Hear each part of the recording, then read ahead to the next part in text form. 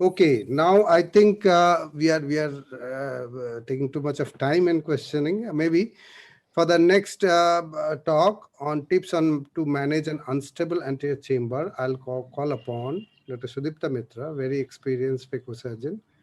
She will highlight her views on this topic.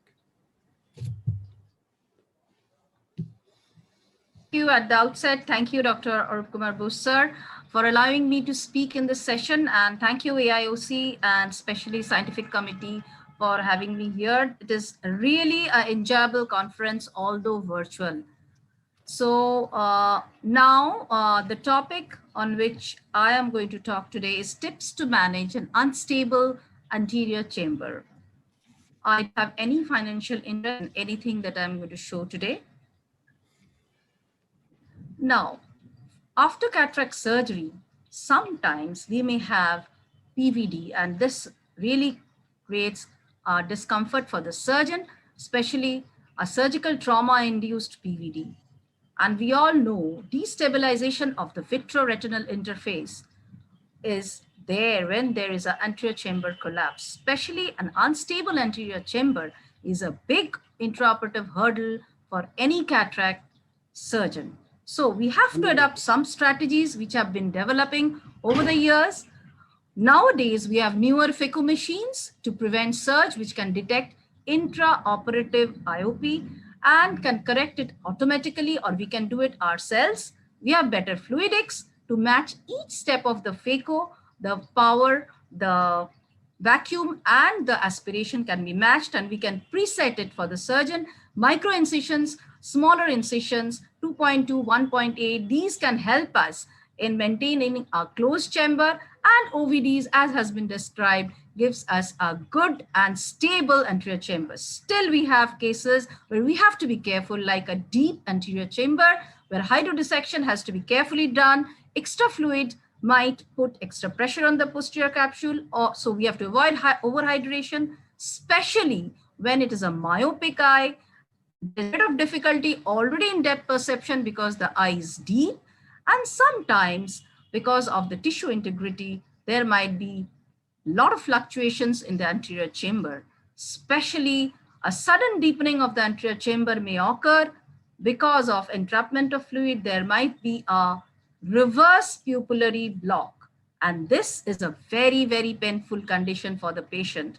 We need to go in with a spatula or a hook, a Sinskey hook, and break this retropulsion, put more anesthesia to stabilize the patient before we go on for the next steps. So with this knowledge, we have to be equipped and cautious about dealing with these cases. First of all, lower the parameters, especially the bottle height. It must not be as for usual cases, need to keep it lower so that we further do not deepen the anterior chamber. Other parameters of vacuum or aspiration has to suit your case. Otherwise, you will draw out more fluid and shallow the AC. One more very important step is before we withdraw the probe is to put in some infusion of OVD inside the eye to prevent sudden collapse of the anterior chamber and thus stabilize the anterior chamber. Now, another type of anterior chamber instability can be there, which is a shallow anterior chamber due to mismatch between inflow and outflow of fluid during surgery. And the causes might be a leak from the paracentesis or main incision, Dr. Rudra has told very well, and high flow settings on the phaco machine, which may pull out extra fluid from the anterior chamber. Or less amount of fluid might get in because of the inadequate bottle height or the entry wound pressing on the sleeve of the phaco. Now that is, Dr. Rudra has told very beautifully, the incisions, I have just two things to add. Use good blades, not ragged incisions. And for the side ports, which get stretched a little, just stop ahead the broadest part so that it can enlarge during the process of phaco. Sometimes there is positive pressure buildup which shallows the anterior chamber, which might be due to tight speculum, fluid misdirection, or suprachoroidal hemorrhage or effusion. So I'll be dealing with a case like this, which looked absolutely normal on start with a normal AC until we went in and pushed in a bit of OVD after staining the capsule, and there you are. The pupil starts speaking until the iris comes out, and this is a case of intraoperative hard eye. After repositing the iris and going in through the main incisions, we still cannot manage. And then is the time when we should sit back, keep our calm, and think what we should do. So here it might be the speculum. So reduce the external pressure, loosen the speculum. It might be a fluid misdirection, too much of Ovidia pushed in, so massage a bit. If all fails, then think of giving IV mannitol or pars plana vitrectomy vitreous tapping to reduce the IOP if by IO we find the fundus is not having suprachoroidal effusion or hemorrhage. And then as the AC deepens, we go in for the surgery or postpone it as required. There might be a shallow anterior chamber due to IFIS or intraoperative floppy iris syndrome, where again, there is an unstable anterior chamber, although the IOP is normal. Here, as we go in, the instruments go and hit the iris, the pupillary margin, and the inside part of the eye, the tissues get traumatized. So again, we have to take some other steps. And this is usually seen with patients receiving antiprosthetic medications like tamsulosin. IFIS is very common. Here we used a pupil expander, not just to expand the pupil here, but to stabilize the anterior chamber by avoiding that floppiness in the iris and stabilizing it. So we have to remember not to pull these hooks too much. Otherwise, the pupil will get overstretched and the atonic. Use a glider or a repositor to glide the phaco probe over it in these type of pupils which are floppy, and avoid much turbulence. Here you can see that one hook has got destabilized. Mismatch instruments should be avoided, or there may be a leaky wound and the good work done might get lost. So by avoiding and knowing these small tips, I think even in a very floppy iris, we can have an uneventful surgery. But we have to be cautious till the end. While removing the hooks, be very, very gentle in the opposite direction of insertion, or again, we might pull out the floppy iris through the wound. So be very gentle at this step also. And that is how the eye looks at the end. There are some other pupil expanders which might be used, which are very helpful in a shallow anterior chamber like BHEX, which wriggles inside a shallow AC without actually damaging any of the tissues. And thank you, Dr. Bhattacharya, for discovering this. So sum up, we have to plan pre-operatively. Judge the case at the outset. If it is a uveitis case, a poorly controlled glaucoma, IFIS may happen. So we have to judge if it is a myopic. So you have to put the settings properly and then plan accordingly. During surgery, control the fluidics either by the machine automatically or we do it manually. Avoid too much of turbulence, and to minimize the trauma to the tissues, don't go in and out again and again. So remembering all this, unstable AC is not an issue at all. And thank you very much for patient hearing.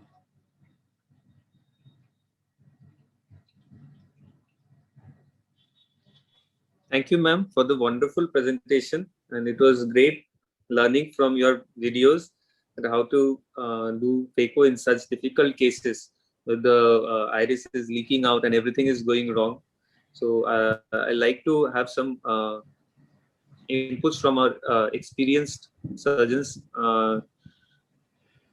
Rudra sir, can you just tell us how would you tackle a situation like initially you have started the surgery and your iris starts to leak out even from the side port. So what can be done? Okay, I am sharing something. First of all, I have to decide. I have to try to decide what to do paraoperatively, because before surgery I don't know how the eye will behave, because all the eyes are not behaving same during the surgery. So it's very important to take a decision what to do. Either go with a high viscous viscoelastic only, or with a viscoelastic or a pupil expander devices.